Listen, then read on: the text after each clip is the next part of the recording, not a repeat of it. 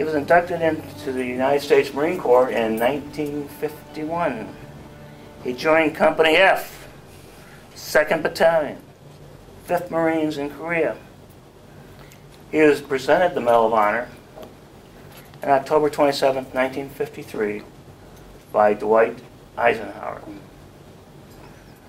In addition to the Medal of Honor, he was also awarded the Purple Heart Korean Service Medal with 2 Bronze Service Stars, the United Nations Service Medal, the National Defense Service Medal.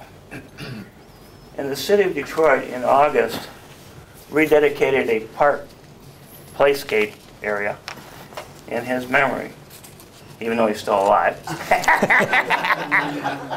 Partly. After yesterday's golf game, we won't go into. I died, but I got better. Yeah. And it's at Warren and Southfield Service Drive. It's a 6.5-acre park. I've known Bob for some time. He has worked when he came back. Besides going to Michigan State and then graduating from something called Wayne State right here, his lovely wife Nancy, and she is a lovely person. A lot more sociable than this guy is now. We have some standing jokes that go on. She was a teacher in Farmington Hills school system. She's also retired. They have 1 daughter. Bob turned around and when he got through with his college, ended up working for General Motors, Federal Mogul, and then something called the United States Government and Small Business Administration. Yes. He's retired from that. He does play a mean golf game, as I was saying to somebody. We played yesterday. Last hole, we both got in the same sand trap. I got out, and I was about, I went over the green. He's right next to me, and he's like 3 feet from the flag. So, you know, what can I say on that? You're a lousy golfer? I'm a lousy golfer.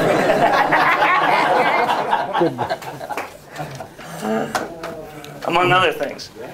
Why don't you go to the citation? His citation reads, and it's worthy of reading it. For conspicuous gallantry and intemperately at the risk of his life above and beyond the call of duty, while serving with Company F in an action against enemy aggressor forces, while accompanying a patrol en route to occupy combat outposts forward of friendly lines, PFC Simanek exhibited a high degree of courage and a resolute spirit of self-sacrifice, protecting the lives of his fellow Marines. With his unit ambushed by intense concentration of enemy mortar and small arms fire, and suffering heavy casualties, he was forced to seek cover with the remaining members of his patrol in a nearby trench line. Determined to save his comrades, when a hostile grenade was hurled into their midst, he unhesitatingly threw himself on the deadly missile, absorbing the shattering violence of the exploding charge in his body and shielding his fellow Marines from serious injury or death.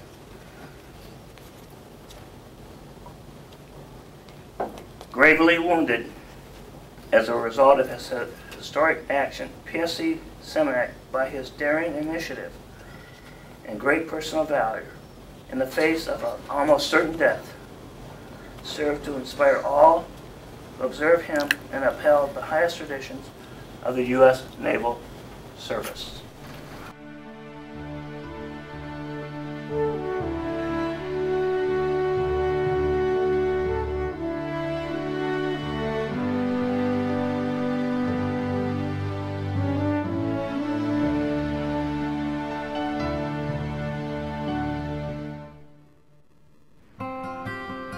Thank you very much for joining us this morning. It is an extreme privilege to be in the same room with 3 Medal of Honor recipients. The Medal of Honor is understood by the military and families of the military. It doesn't go far beyond that. Most people don't really know what it is. They understand that embedded in the Medal of Honor are some values. But the common statement is, I didn't know. I didn't know what the medal even was. You know, it's so much harder to wear this thing than it ever was to earn it. What we did, me and Bruce, for example, we never even got hurt. Bob been shot like 14 times. Only 8, he said. I've said a million times, these are the best Americans I've ever met. I think these are the best Americans we've ever produced. Among them, I don't know of a fan of war. Many of them hate war. To a man, they don't feel deserving of the medal. And to a man, they'll tell you they're wearing it for others who weren't so fortunate and didn't come home. What I find so compelling about the Medal of Honor is that it's really laying down your life for the purpose of protecting someone else. And that notion is as applicable in military life as it is in how we live our lives in civilian life. It's just that notion of an individual honoring another enough that they would place that person in front of themselves. The Congressional Medal of Honor Foundation was incorporated in 1999, and its purpose was to further the objectives and goals of the society, which consists exclusively of the Medal of Honor recipients. They're asked to do a tremendous amount of activity where they interact with the public, and so helping them to do that is one element of the Medal of Honor Foundation's mission. I think the genesis of this whole thing was when John Rangos, whose idea the Medal of Honor Foundation was, encountered a Medal of Honor recipient in an airport. He struck up a conversation with him and said, "What are you doing?" He said, "Well, I'm flying to City X, Houston, Minneapolis, someplace like that, to go give a speech," and discovered that, in fact, he was funding his own travel. It was at that point he decided that he would do whatever he needed to do to have an organization that assisted in bringing the whole concept of service and sacrifice to the American public.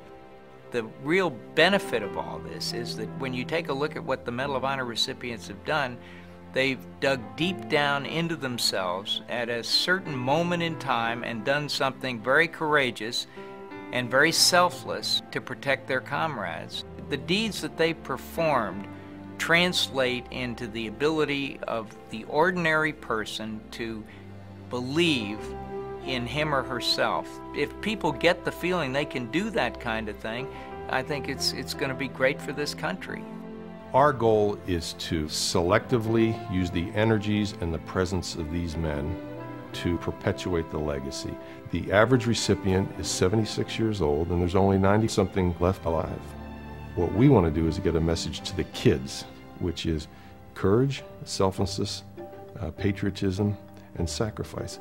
That can happen in outreach, where Medal of Honor recipients come to an event, and when you see people get to shake their hands and say it's an honor to meet you, they're meeting an 80-year-old man, but this 80-year-old man, as a 19-year-old, jumped on a grenade.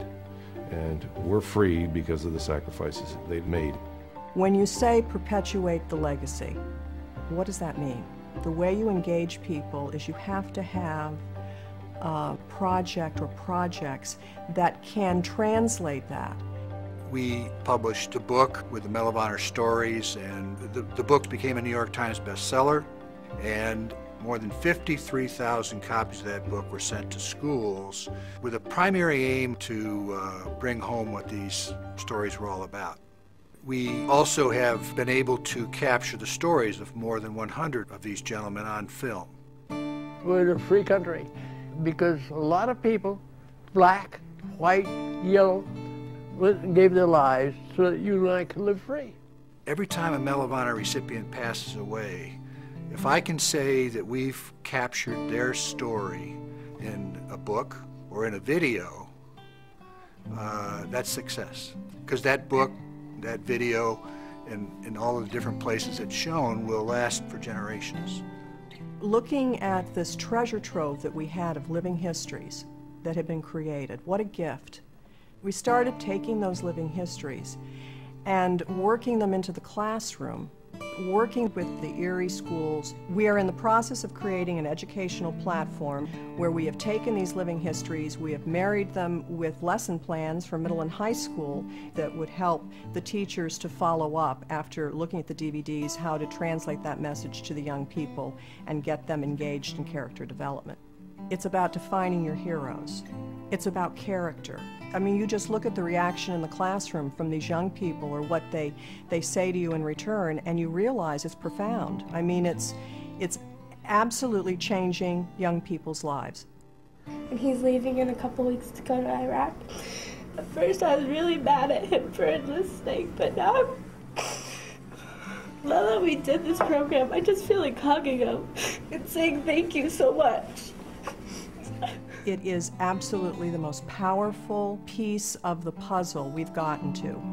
Pat Brady said that in the 40 years he has been a member of the Society, this is the most important project we will ever work on. This means more to the recipients who are remaining than anything the Society's ever been associated with. That's pretty powerful. One other initiative that's been particularly satisfying occurs on National Medal of Honor Day, which was established by Congress. That's March 25th of every year. And what we've done is to create a citizen honors program where we identify 3 civilians from around the country to receive a very prestigious award for civilians who have done the same kinds of things that Medal of Honor recipients did. David, upon witnessing the tragedy, went to the patrol car, pulled out the motorist, Nolte, out of the burning vehicle through a window and saved Nolte's life. You don't have to be in the military and you don't have to be in combat to be a hero. You can do an action that's a heroic action as an ordinary citizen on the spur of the moment. So now it's our way of recognizing someone that has gone above and beyond for their fellow citizens. You know, it sounds cliched to say there are heroes walking among us. We are entrusted with telling the public these are extraordinary men. These men right here, at the time of this interview, we're down to 91 of them alive. These are extraordinary men. They are you, however. They started as citizens. You know, most people don't read the Declaration of Independence. So you don't recognize what the sacrifice was for those people. The very last line said, "We pledge our lives, our fortunes, and our honor to this cause."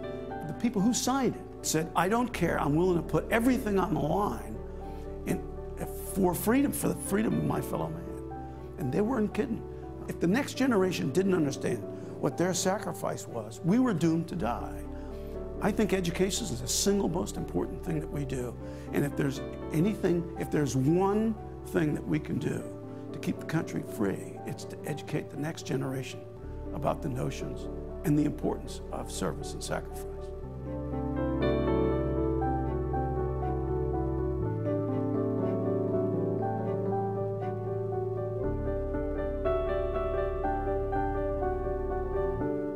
God, I love the smell of napalm in the morning. Oh. Hardly. This film pretty much says exactly what we all believe, that we have annual reunions. We don't talk about the wars. We just have a good time together. We know each other. I'm sure I know everybody's name, excuse me, that has the Medal of Honor. I would have worn my medal, as we're supposed to do in such occasions, but I thought maybe this was, well, I couldn't get it unstitched from my pajamas.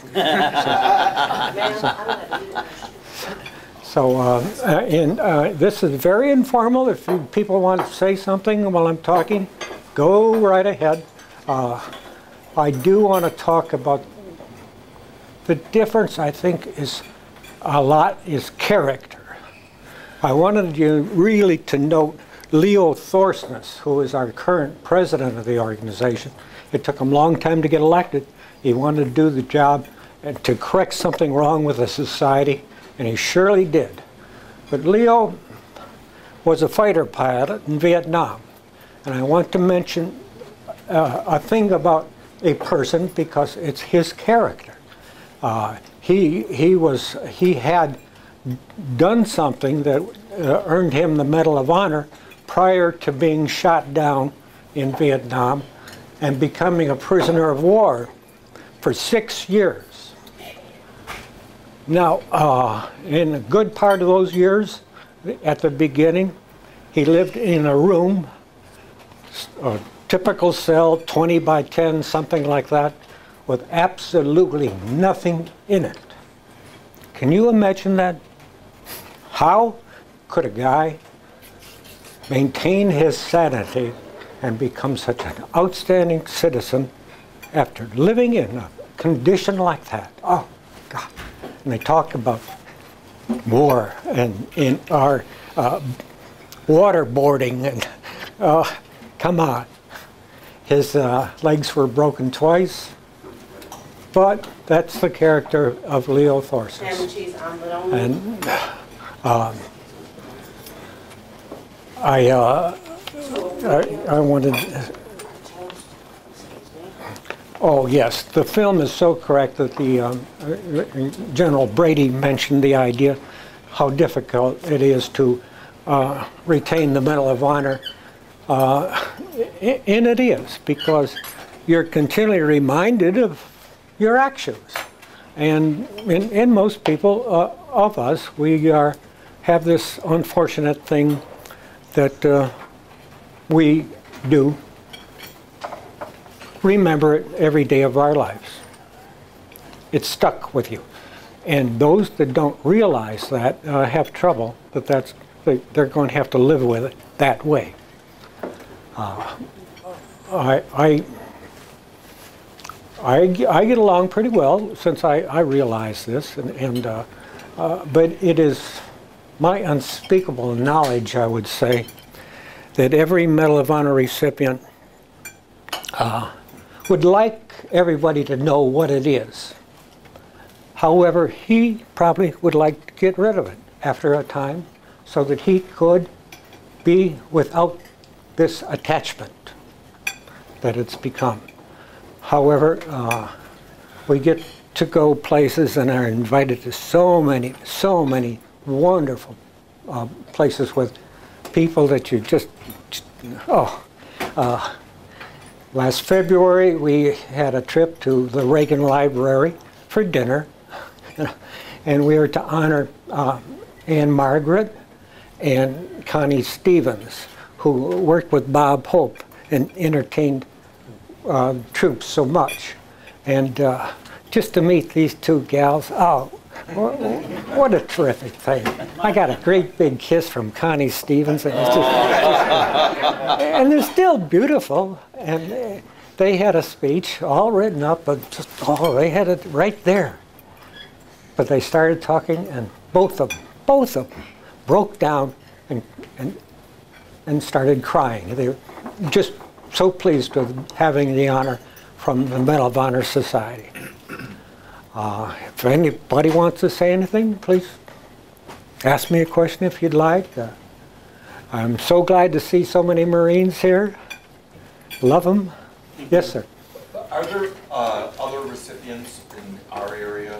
There's one other fellow, and he lives about 7 months in Florida, and the rest of the year, in summertime, he's up in south of Traverse City. Not a bad spot. Pardon me? Not a bad spot. Yeah.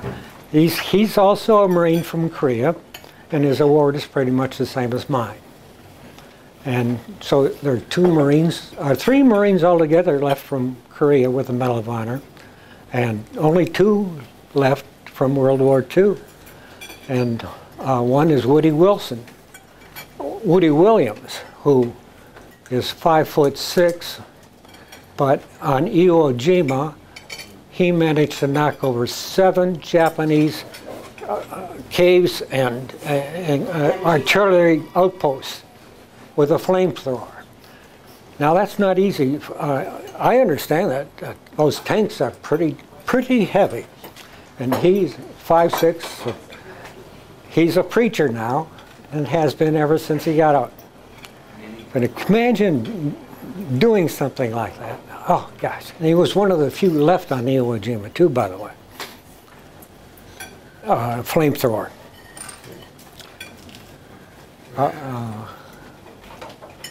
Yes, sir. There's going to be a new recipient, you said? Yes, in July 12th, President is going to present him with the award. I was invited, was it May? Yes, to the White House when the President decided to give the medal to 2 posthumous Army fellows from Korea, and that's why I was invited there. But I couldn't make it. My wife has a little physical problem. A lot of my trips I can't make because my wife's condition in traveling is a little difficult. I've pushed her through so many airports in a wheelchair that it gets a little tiring, but she's in good shape. Yes, sir. How'd you feel about Connie Stevens giving you that big smooch? Oh, it was great. Did you hear about that, or? Well, I had my wife in a wheelchair at the Reagan Library, and we were all set to go someplace, and they said, well, just go through that door.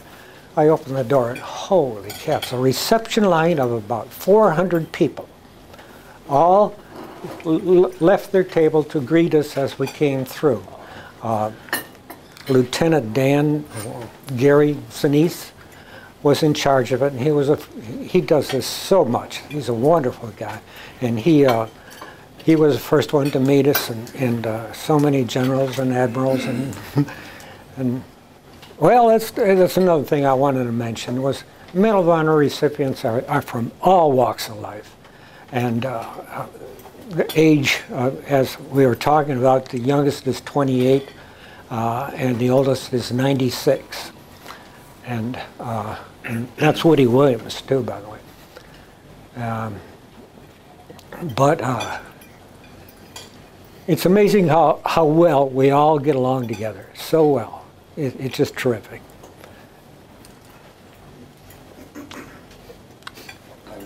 He told me to keep it brief and at risk of brevity. You mentioned that did you say that the President chooses who gets the Medal of Honor? How does He that, has to honor it, yes. Who has to recommend it? That's why it became the Congressional Medal of Honor. Okay. It has to be approved by Congress. Does someone from your unit have to write a letter or recommend you?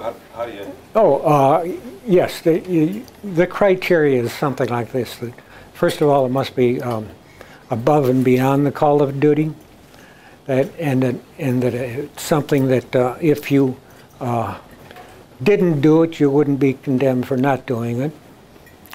And it should be recommended by at least 2 people. Now, that's the trouble with it, too, is that you can't always get 2 people that happen to see the action.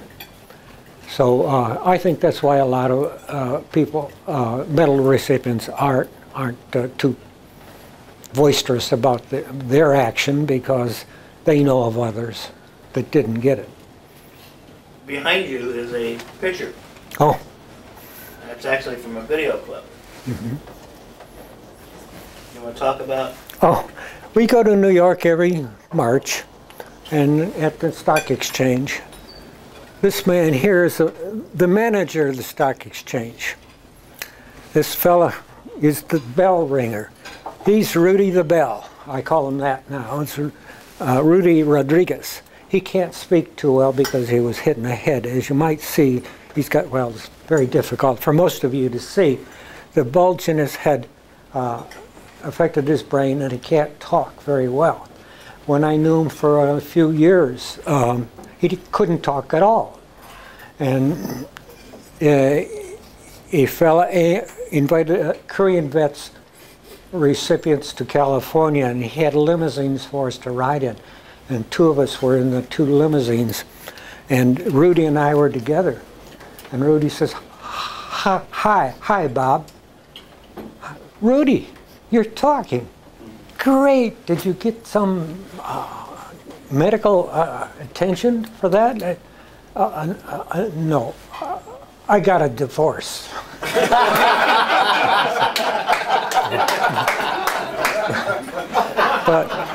But we do this every year, and Rudy was selected this year to ring the bell, and I brought him up there and put him right at the bell. So now I call him Rudy the Bell.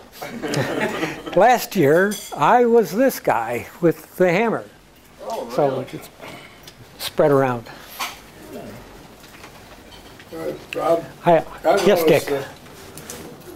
Most of the Medal of Honor and other high medal winners are ordinary foot soldiers. They're privates or corporals or sergeants. They're not majors or captains or lieutenants. It's the dog-faced guy that does more than he's ever been expected to do. Yes, and I get great respect for that.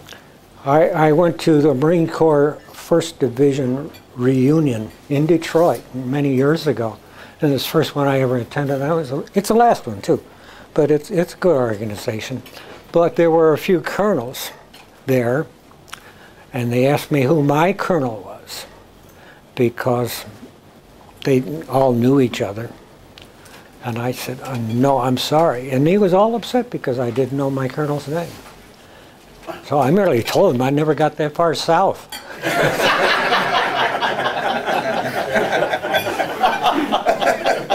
How long were you deployed before this particular mission? 5 months. 5 months. 5 months? Mm-hmm. I was a Browning automatic rifleman for most of that 5 months. And then because I complained about the weapon, although it was a terrific weapon, for daylight, long range, automatic firing, at night, which the Chinese started using because they were knew what a waste their daylight mammoth raids became, that they only operated at night, and we were at that time in the outpost wars. We maintained outposts. In this particular case I'm talking about, it was well over a mile out beyond the main line. And at night, trying to fire a Browning automatic at certain areas wasn't good. And I thought a shotgun or something like that for the close-in fighting would be better. He said, "Who are you? You're going to change the Marine Corps system, you PFC draftee? So you're also a radio man now." So that was a 40-pound thing on my back. It was 40 pounds then. 40 pounds? Yeah. Oh yeah, they weren't so fun. Yep. Were you at the Showdown Reservoir? No, that was before my time. And there, one of the fellows that's still living, a Marine, I'm sorry, I have trouble with names, but he lives in Florida. And he was at the Chosen and did a lot of work there.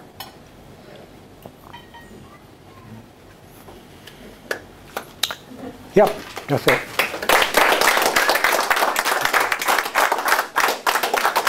Thank you.